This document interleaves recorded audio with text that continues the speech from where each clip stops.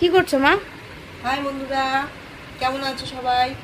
এই দেখো, আজকে যে বললাম না আমার মেয়ে দুধ নেই, দুধ খায় না, সেগুলো পনির করতে হয়, যে ছানা কেটে ভেজে পোস্ত দিয়ে করেছি। চাল মগজ, পোস্ত, কাজু বাদাম সব দিয়ে লঙ্কা দিয়ে করেছি। এটা এর দারুণ খেতে লাগে, আমার মেয়ে খুব ভালোবাসে।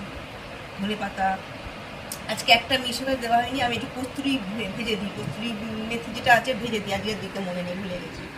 আর যা গরমে রান্না করেছি এটাই অনেক। এটা করেছি, আর এই দেখো ভাত করেছি।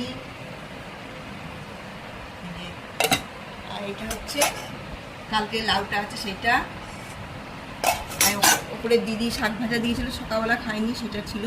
আর দিদি মাছের ঝাল দিয়েছে ওপরে, দিদি এই যে মাছের ঝাল। আর এটা আমার মেয়ে বলেছে কাঁচা পোস্ত বাটা খাবে, রেখে দিয়েছি।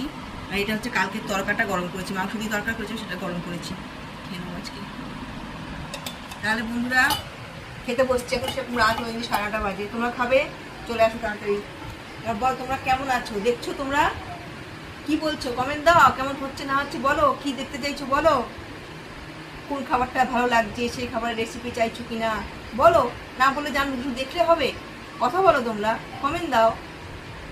ঠিক আছে বন্ধুরা, তাহলে আজকে আসি, গুড নাইট।